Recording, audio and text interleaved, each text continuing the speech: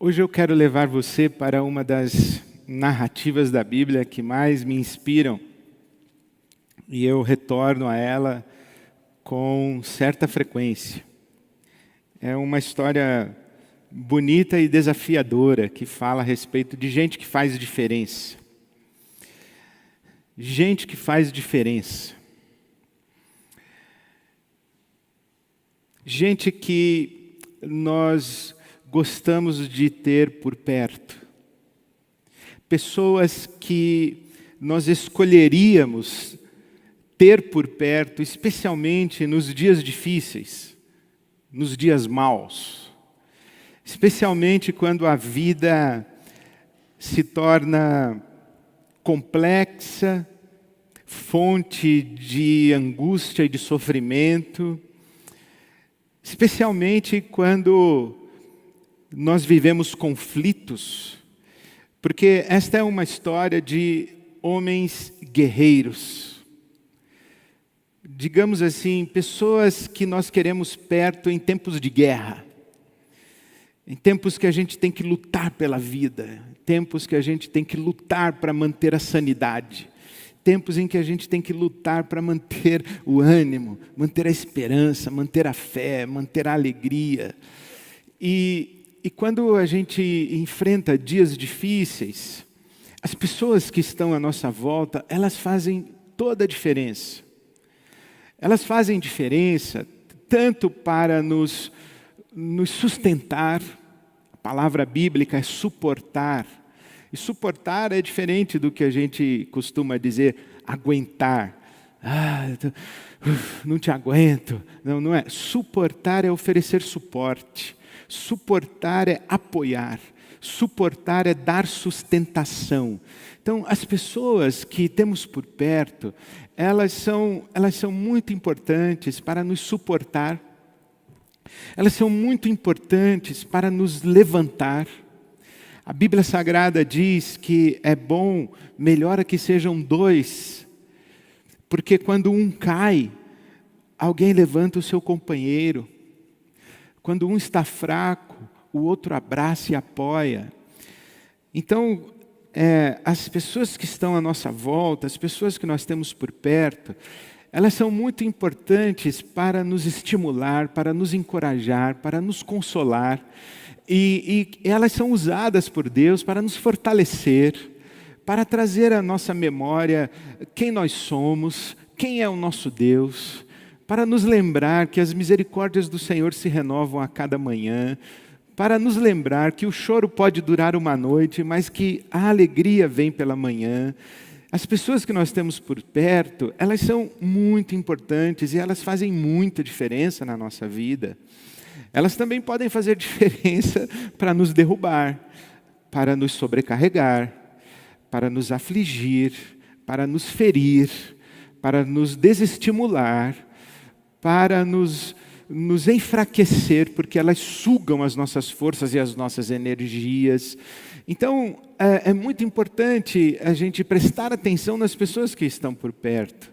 As pessoas que são a nossa família, a nossa parceria conjugal, por exemplo, os nossos filhos, os nossos pais, as pessoas que estão em casa conosco num tempo de quarentena, de distanciamento social, as pessoas do nosso ambiente de trabalho, nossas equipes de trabalho, as pessoas que estão por perto de nós, elas são muito importantes. A gente deve prestar atenção nelas, a gente deve orar por elas, interceder por elas, a gente deve reconhecer e assim, expressar a nossa gratidão por elas, mas prestar atenção nessas pessoas para que nós mesmos nos tornemos as pessoas que elas gostariam de ter por perto.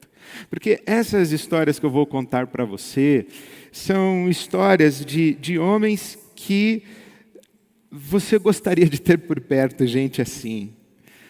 E a Bíblia fala deles no segundo livro de Samuel, no capítulo 23, eu gosto demais dessa narrativa. É uma narrativa que conta a respeito dos valentes do rei Davi, os guerreiros do rei Davi. O rei Davi tinha ao seu redor ao que tudo indica na narrativa bíblica, ele tinha um grupo de 30 homens guerreiros, 30 homens de coragem, 30 homens valentes. E entre esses homens, alguns se destacavam, e a Bíblia vai contar a história, vai fazer registro pelo nome de pelo menos 3 destes valentes, e depois um quarto, mas esses 3 são os principais. Gente que faz diferença, gente que você quer ter por perto quando a vida se torna difícil. Aqui está essa narrativa no capítulo 23 do segundo livro de Samuel, começando no versículo 8, se diz que estes são os nomes dos principais guerreiros de Davi, os principais guerreiros do rei Davi. O primeiro deles é Jabezão, ou Isbosete, ou Josebe-Basebete. Os nomes da Bíblia são muito interessantes. Esse aqui é o Jabezão. Esse Jabezão era um tacmonita, chefe dos 3 guerreiros principais. Então eram 30 dos 30, 3, e o Jabezão era o chefe dos 3 principais. Então o Jabezão, numa ocasião, com uma lança, enfrentou 800 homens numa mesma batalha e os matou. Então Jabezão, ele enfrentou 800 homens numa mesma batalha e os matou. E quando eu leio isso, eu fico pensando, mas quem é esse cara? O que caracteriza um homem assim, que enfrenta 800 homens e os mata? As narrativas bíblicas, elas são cheias de hipérboles. As narrativas, especialmente dos heróis, elas são exageradas. Aos nossos olhos parecem exageradas.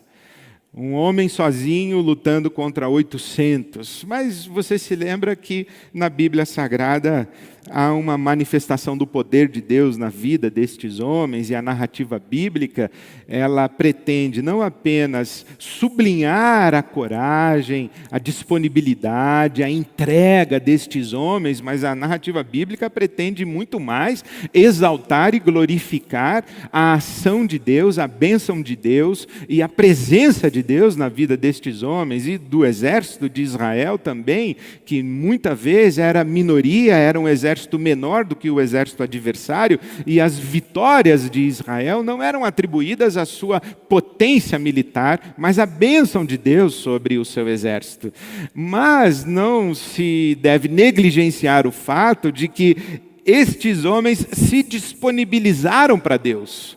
Estes homens se colocaram debaixo da mão de Deus. Porque aqui na narrativa do capítulo 23 do segundo livro de Samuel, se diz também que em momentos de batalha, o exército de Israel fugiu.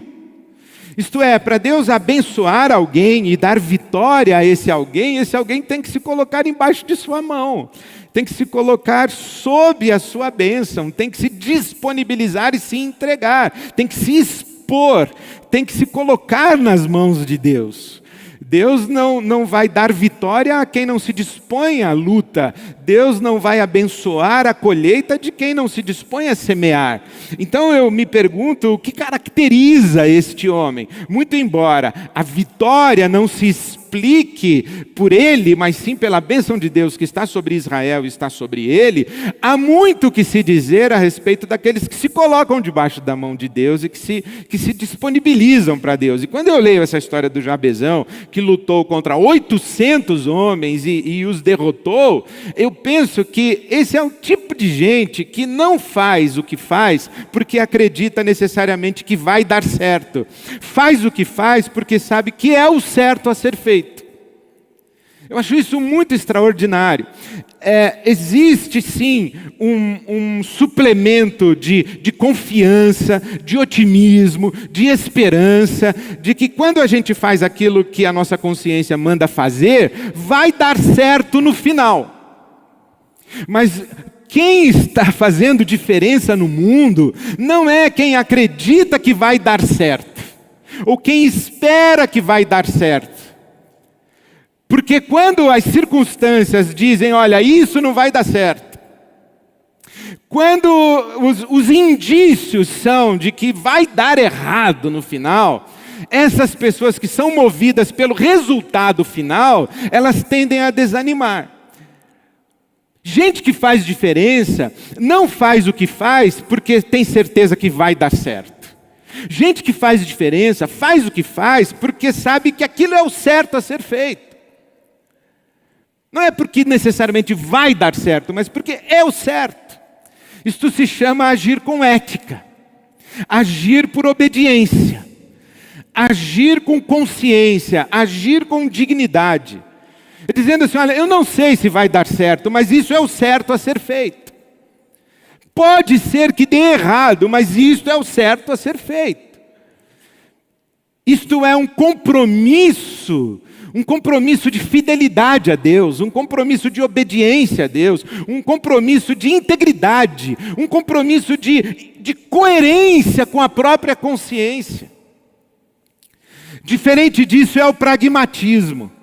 O pragmático, ele só faz aquilo que ele acha que vai dar certo. E ele fica fazendo cálculos de probabilidades, de prognósticos, tendências. E ele fica calculando para o que é que pode dar certo. As pessoas que fazem diferença no reino de Deus, elas não pensam dessa maneira. Elas pensam, o que é o certo a fazer? Ainda que isso lhes traga eventual prejuízo, ainda que isso lhes traga perdas, ainda que isso lhes traga dores, ainda que isto lhes custe a vida. O nosso compromisso com Jesus não é um compromisso de cálculo, é um compromisso de rendição e de entrega. E literalmente a gente se entrega e diz assim, olha, seja o que Deus quiser. Eu não imagino que este homem, quando está diante dos 800 homens, ele pensa, eu tiro de letra. Eu vou lutar com eles e certamente eu vou ganhar. Pode ser que ele tenha pensado isso, pode ser que ele fosse movido por essa fé, pode ser. Mas pode ser também, e eu acredito mais assim, que ele tenha olhado para aqueles 800 homens e dito, eu não tenho outra coisa a fazer senão enfrentar esses 800 homens. Eu não posso dar as costas, eu não posso me acovardar, eu não posso fugir, eu não posso correr, eu não posso me deixar dominar pelo medo. Pode ser que eu morra. Talvez ele tenha até pensado, é mais provável inclusive que eu venha a morrer, mas eu morro em pé. Eu morro com dignidade, eu morro lutando, eu morro com a minha espada na mão. No caso dele era uma lança, eu morro com a minha lança na mão. Eu morro enfrentando. Eu não morro covarde. Eu morro em pé. Eu morro com dignidade. Muito provavelmente, ele devesse saber a história do próprio rei Davi. Eu também não acredito que o menino Davi, porque Davi, quando enfrenta o gigante filisteu, ele não era um soldado, ele não era necessariamente um homem formado, porque se fosse um homem formado e um soldado, estaria na guerra com os irmãos e não a cuidar dos rebanhos do seu pai. A Bíblia o descreve no momento em que Davi é ungido rei de Israel pelo profeta Samuel, a Bíblia o descreve como um menino de aspecto gentil. Era um adolescente com cara de criança, era um menino. E ele vai ao campo de batalha para visitar os seus irmãos e levar alimentos para os seus irmãos e buscar notícias dos irmãos para levar aos seus pais. E quando Davi chega no campo de batalha, ele ouve um gigante gritando, tem homem aí? E o exército de Israel calado. E todos os dias, o gigante filisteu, de manhã, de tarde e de noite, ele dizia, tem homem aí? E ninguém se apresentava. O Davi, quando ouviu isso, falou, gente, o cara está perguntando se tem homem aí. E ninguém vai se apresentar, eu vou. E ninguém acreditou que ele iria. Tentaram colocar sobre ele uma armadura militar e não cabia, porque ele era um menino. Ele disse, eu vou. Não sei se o Davi acreditava que ele conseguiria derrotar o gigante. Há estudiosos que dizem que sim, que ele acreditava. Porque o gigante era um guerreiro pesadão, com muito armamento, com muito fardamento pesado sobre si. Ele tinha dificuldade de movimentação, ele era forte, ele era assustador, mas ele não era ágil, ele não era veloz, ele não era preciso. Davi não, Davi tinha mira, ele era um exímio atirador. Talvez ele acreditasse que pudesse ganhar do gigante, do seu jeito. Ele disse, eu matei um urso e um leão. Mas talvez ele dissesse, bom, eu não sei se eu vou ganhar desse gigante, mas ninguém pode gritar, tem homem aí, e eu ficar calado. E ninguém pode afrontar o exército de Israel e expor a vergonha ao Deus de Israel e a gente ficar em silêncio. Então eu não sei se vai dar certo, mas eu sei que é o certo. Pode ser que eu morra, mas é o certo enfrentar esse gigante. Gente que faz diferença não faz o que acredita que vai dar certo, mas faz o que acredita que é certo. Se você fala assim, Ed, você está sugerindo que esse pessoal não tinha fé? É claro que eles acreditavam que iam derrubar os 800 homens. É claro que eles acreditavam que iam derrotar o gigante filisteu. É claro, eles tinham fé, é por isso que eles foram. Eu não sei, porque os homens, Sadraque, Mesaque, Abdenego, que estavam na Babilônia, no exílio, quando o rei mandou que eles adorassem a imagem do rei, eles disseram, nós não vamos nos prostrar diante de ídolo nenhum, nós só adoramos o nosso Deus. E eles foram jogados na fornalha, foram jogados na fogueira. E disseram para eles, se vocês não adorarem o rei, vocês serão jogados na fogueira. Eles disseram, tudo bem, pode ser que a gente morra. O nosso Deus é poderoso para nos livrar do fogo, mas se Ele não nos livrar do fogo, nós não vamos adorar um ídolo para poupar a nossa vida. Nós fazemos o que é certo, não necessariamente porque vai dar certo, mas porque nós sabemos que é o certo. Eu estava me lembrando esses dias de Winston Churchill, foi o primeiro-ministro da Inglaterra, quando da Segunda Guerra Mundial, e alguém disse para ele que o governo inglês deveria cortar a verba da cultura por causa dos tempos de guerra. E o Churchill teria respondido, se vamos cortar a verba da cultura para fazer guerra, para que mesmo nós estamos fazendo guerra? Se vamos abrir mão dos nossos valores, se vamos abrir mão de nossa identidade, se vamos abrir mão de quem somos, para fazer guerra, nós estaremos fazendo guerra defendendo o quê? É mais ou menos isso, se eu vou ficar vivo às custas da minha covardia, às custas do abandono das minhas crenças, convicções, às custas do sacrifício da minha consciência, eu vou preservar a minha vida? A pergunta é, que vida eu estou preservando? A vida de quem eu estou preservando? E quando eu preservar a minha vida, tendo sido covarde, tendo sido infiel a Deus, tendo sido negligente com os meus compromissos, com a minha palavra empenhada, quando eu preservar a minha vida ao sacrifício do meu caráter e da minha dignidade, eu me olho no espelho e vejo o quê?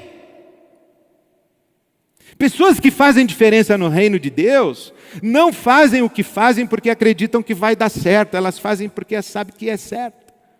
E desculpa eu dar esse exemplo agora, mas eu acho muito importante eu falar da nossa IBAB nesse momento. Quando começamos o nosso enfrentamento da pandemia e suspendemos as nossas atividades presenciais, eu vim aqui dizer, e a liderança da IBAB estava comprometida, está comprometida a isso, a governança da IBAB está comprometida com isso, os nossos presbíteros, nossos pastores, todos os nossos funcionários, colaboradores, e eu tenho dito, se você pode abençoar e dar a sua oferta na IBAB, faça isso. Eu cheguei a dizer, dobre a sua oferta para a IBAB. Doe generosamente, porque nós sabemos o que fazer com cada centavo, cada um real que Deus coloca nas nossas mãos através da sua generosidade, da sua oferta, da sua contribuição. Nós sabemos o que fazer e usamos com excelência, com temor diante de Deus. Então, dê a sua oferta para a IBAB, porque se você der uma oferta para a IBAB, nós vamos abençoar pessoas como temos feito ao longo da nossa história. Nós vamos abençoar pessoas. Mas nós temos dito, se você tiver que escolher cuidar da sua família, cuidar dos seus amigos, se você tiver que escolher cuidar das pessoas do seu pequeno grupo, cuide das pessoas, não dê oferta na IBAB. Se você tiver que deixar de dar o seu dízimo, a sua contribuição, a sua oferta na IBAB para cuidar das pessoas à sua volta, faça, cuide das pessoas à sua volta. E não fique com culpa, não fique achando que você está roubando de Deus, não fique achando que você está falhando para com a IBAB. A igreja é importante, nós temos que dar dinheiro na igreja. Então, o que é a igreja senão as pessoas? A igreja não é esse prédio. A igreja não é, cuidar da igreja não é pagar o aluguel do nosso prédio. Cuidar da igreja não é pagar a conta de luz do nosso prédio. Cuidar da igreja não é cuidar da nossa estrutura institucional religiosa. Cuidar da igreja é cuidar das pessoas. E eu confesso para você que quando lá no começo nós falamos, olha, se você tiver que ajudar alguém, ajude as pessoas e pode deixar de dar sua oferta para a IBAB, eu falei, Senhor, será que isso vai dar certo? Será que a nossa receita vai cair? Será que as pessoas vão ter condições de dar ofertas na IBAB? Mas a pergunta não é essa. A pergunta não é será que vai dar certo? A pergunta é o que é o certo?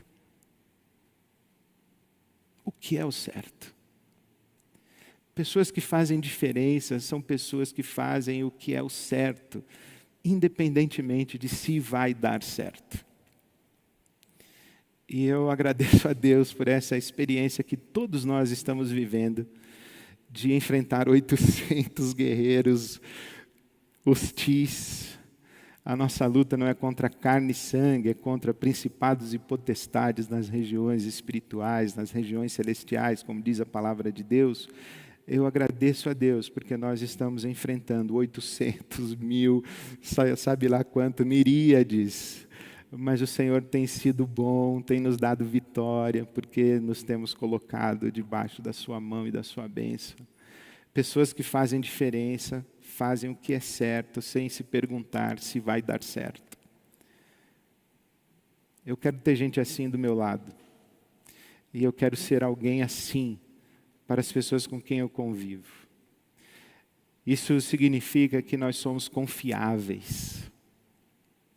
As pessoas não têm dúvida de que podem contar conosco, de que nós não vamos fugir do campo de batalha deixando-as sozinhas. Que privilégio maravilhoso é imaginar que tem alguém orando, pedindo socorro. E Deus vai lá e mostra a gente para essa pessoa que está suplicando. Que privilégio maravilhoso é quando a gente recebe um pedido de alguém. Tem gente que se exaspera, tem gente que se magoa, tem gente que se cansa, tem gente que se irrita quando é solicitado. Mas sabe, receber um pedido de ajuda é um elogio.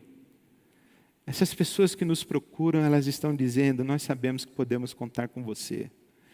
Nós sabemos que podemos contar com vocês. E eu agradeço a Deus e peço a Ele que não me deixe fugir do campo de batalha quando 800 homens se levantarem. Eu quero fazer o que é certo. E eu quero ter gente assim do meu lado. A outra coisa que fala aqui, fala de Eleazar. Versículo 9 do segundo livro de Samuel, capítulo 23. Eleazar, filho do Auíta Dodô, era um dos 3 principais guerreiros e esteve com Davi quando os filisteus se reuniram em Paz-damim para a batalha. Os israelitas fugiram e recuaram. Olha aí. Mas Eleazar manteve a sua posição e feriu os filisteus até a sua mão ficar dormente e grudar na espada, e o Senhor lhe deu vitória. Olha, eu fico emocionado de ler essas histórias. Imaginar um homem com uma espada na mão e ele está lutando. E ele está lutando. E ele está vendo o exército dele ir embora. O pessoal fugindo, se acovardando, deixando-se dominar pelo medo, pela ansiedade, pela angústia. E indo embora. Mas ele continua lutando. A mão fica dormente e a espada se lhe apega à mão. Só tem um jeito, eu acho, da espada grudar na mão de um guerreiro. É que enquanto ele lutou, a sua mão foi sendo esfolada. E começou a sangrar. E de repente, a mão desse homem é uma bola de sangue com uma espada. E esse sangue vai coagulando, esse sangue vai secando. E a espada fica colada na mão. E ele continua lutando. Sabe o que eu penso disso? Pessoas que fazem diferença, elas não desistem quando começa a doer. Pessoas que fazem diferença não desistem quando começa a doer. Não desistem quando elas começam a verificar que precisam cortar na carne para manter a sua posição. É muito legal quando a gente ajuda as pessoas sem sair da nossa zona de conforto. Muito legal quando a gente ajuda as pessoas sem fazer sacrifícios. A gente ajuda quando dá, ajuda se pode, quando pode, como pode, com o que pode. Mas se começa a doer um pouquinho, a gente recua. Gente que faz diferença não para quando está doendo. Gente que faz diferença não para quando começa a doer. Quando começa a sangrar. Eu não sei você, mas imagine se num campo de batalha você não quer gente assim com você. Gente que segura a onda. Gente que diz assim, está doendo, mas eu não vou desistir. Não está fácil, mas eu vou continuar aqui do seu lado. Eu vou ter que cortar na carne, eu vou ter que fazer sacrifícios, mas eu não vou te abandonar.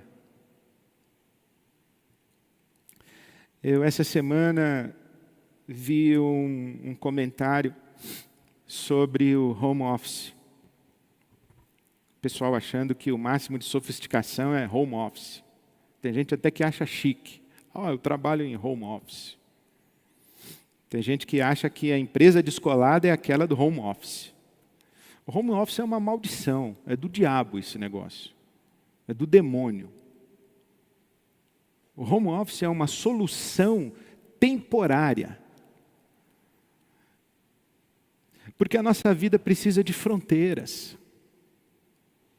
A sala da minha casa não é um puxadinho da empresa para quem eu trabalho ou onde eu trabalho.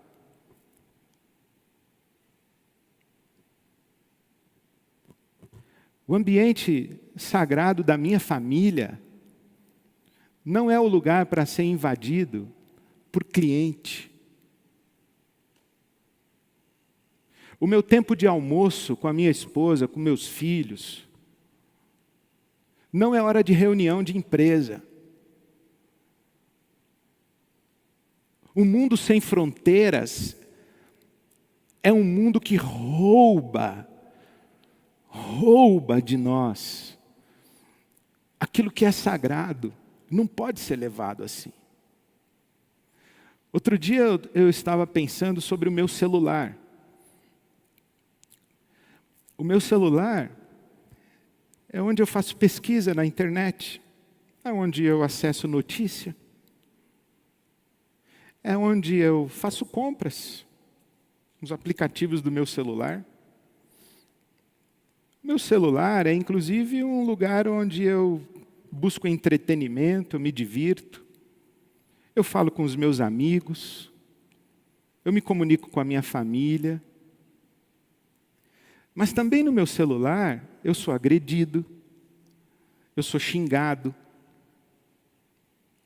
No meu celular eu sou invadido.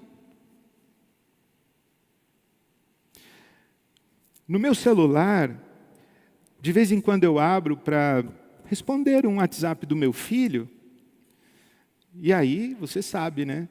Eu vou lá e verifico os e-mails. A maldita curiosidade de viver sem fronteiras. O mundo wireless, Wi-Fi, tudo conectado. No mesmo tempo em que eu vou responder o celular, no mesmo tempo que eu vou responder o WhatsApp do meu filho para um assunto familiar, ou no mesmo tempo em que eu vou atender uma ligação da minha esposa, eu também vejo que tem um grupo de WhatsApp discutindo um assunto de trabalho, mas só que é 11 horas da noite. Eu lembro, tempo atrás, uma noite dessa, quando era tarde da noite, e eu fui olhar o meu maldito celular, e tinha um e-mail de trabalho, e eu fui ler.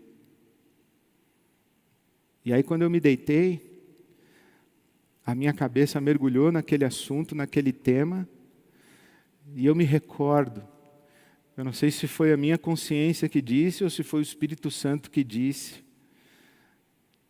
Ed René, é tarde da noite, para de trabalhar, descanse, estabeleça limites e fronteiras.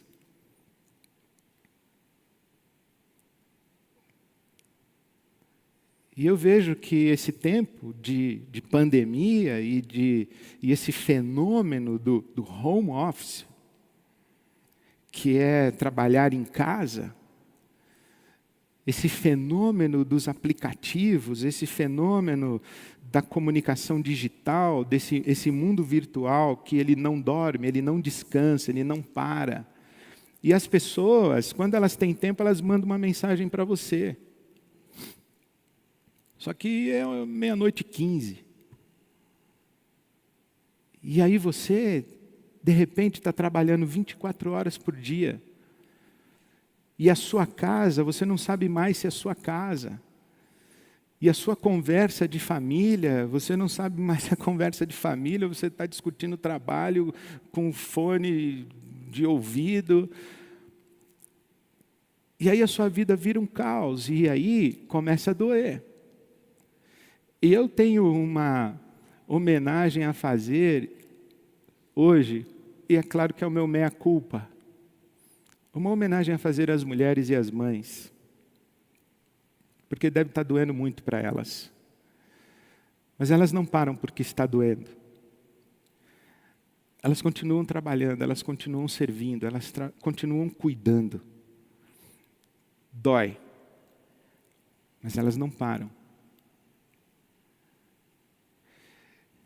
É muito bom ter do nosso lado gente que não para, que não desiste, que não abandona, que não chuta tudo para o alto quando começa a doer. Porque esse tempo deve estar doendo para muita gente, e tem muita gente se sacrificando, tem muita gente cortando na carne, para manter saúde emocional, para manter um ambiente sustentável, para manter-se íntegra.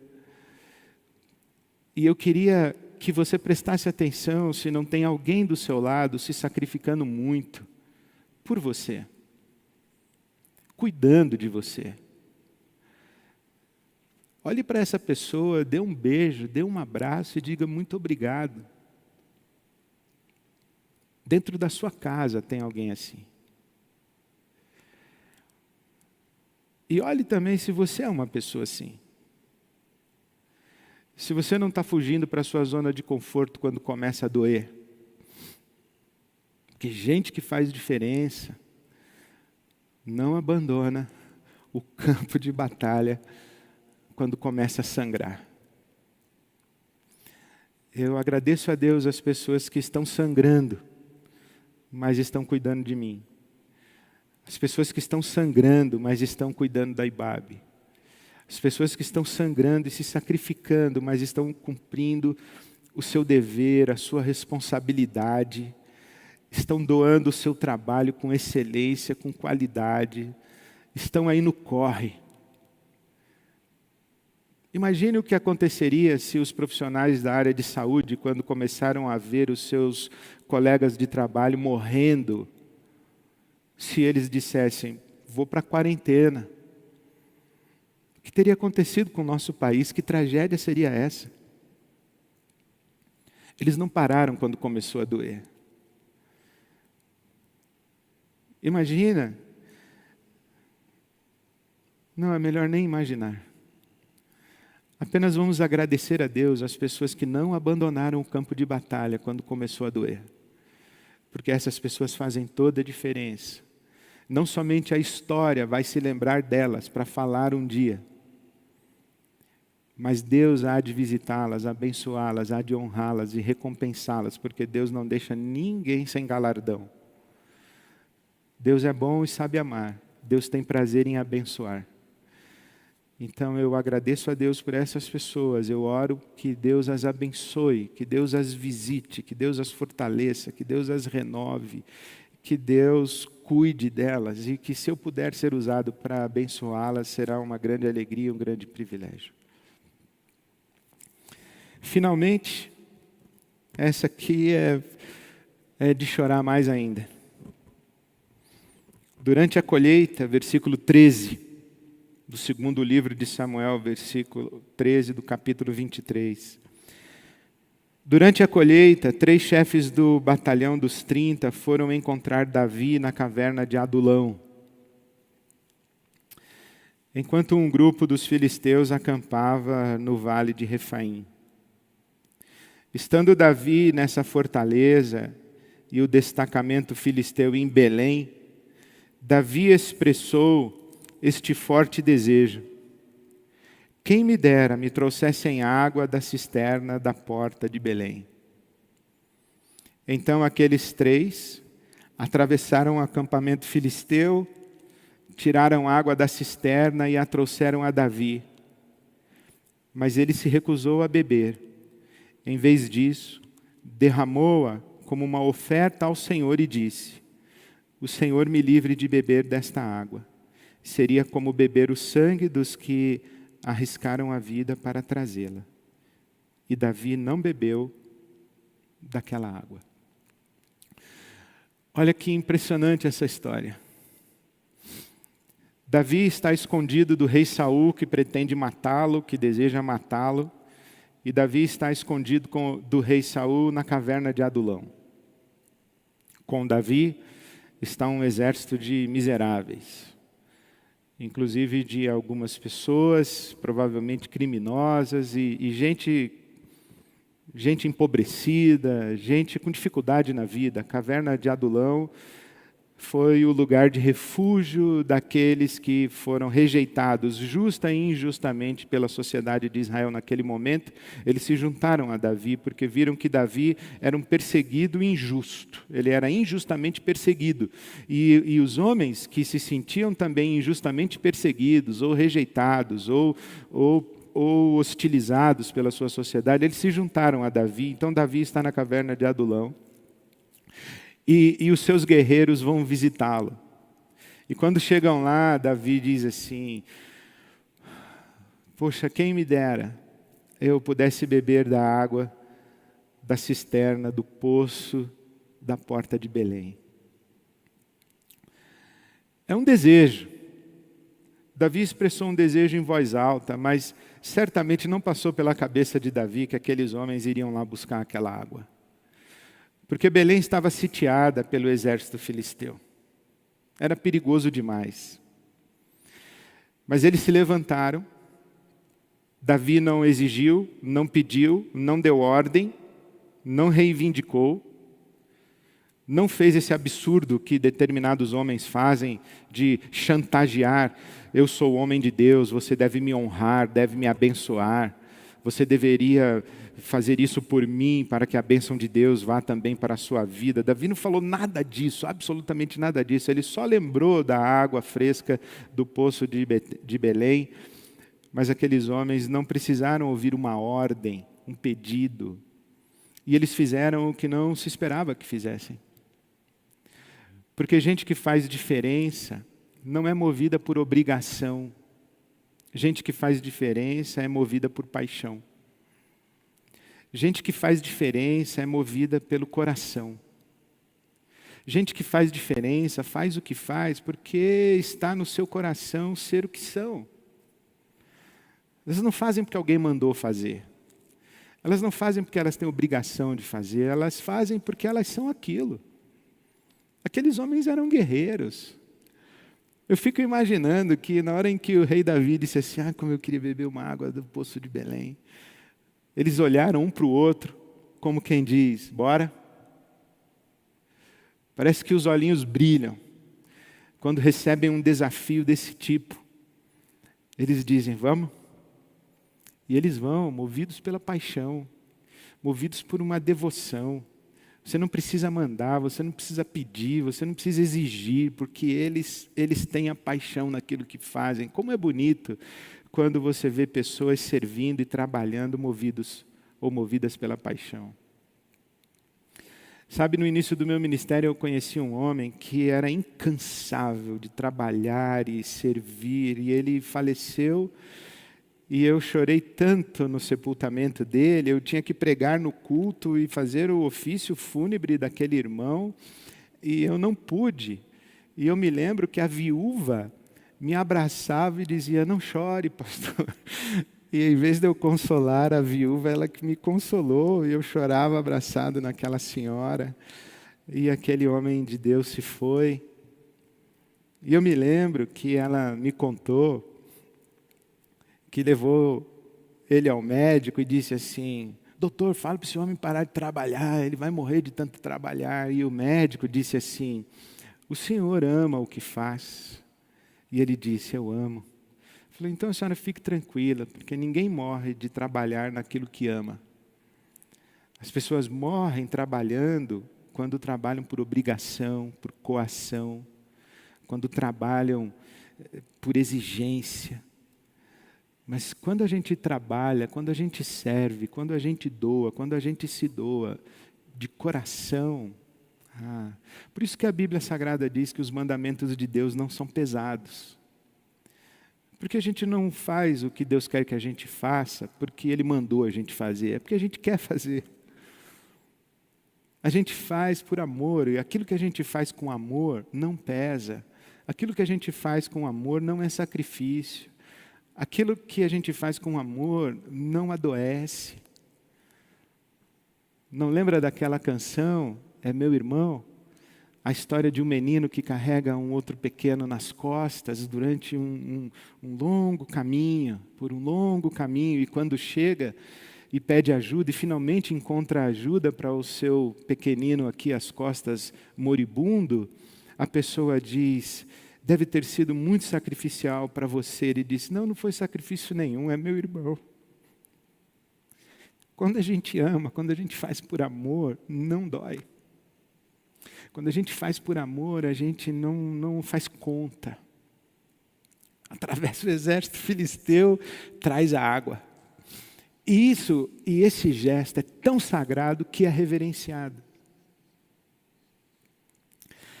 É tão sagrado que é reverenciado, porque essa postura do rei Davi, quando ele recebe a água, ele não acredita. Ele fala, não posso beber essa água. Eu não posso beber essa água.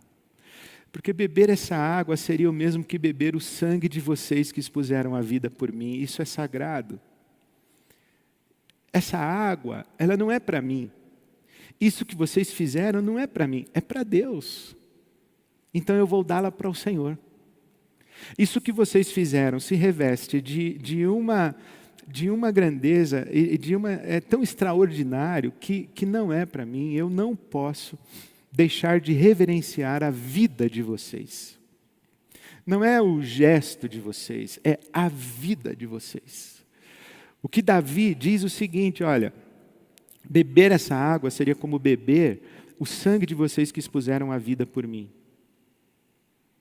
Há pessoas que servem fazendo coisas, mas há pessoas que dedicam a vida. E a gente não agradece uma coisa ou outra que foi feita. A gente reverencia a vida. Gente que faz diferença é movida por paixão, por amor. E não faz conta. É que nem a história, o Baruch falou para nós na ministração do louvor, daquela mulher que derrama perfume sobre Jesus.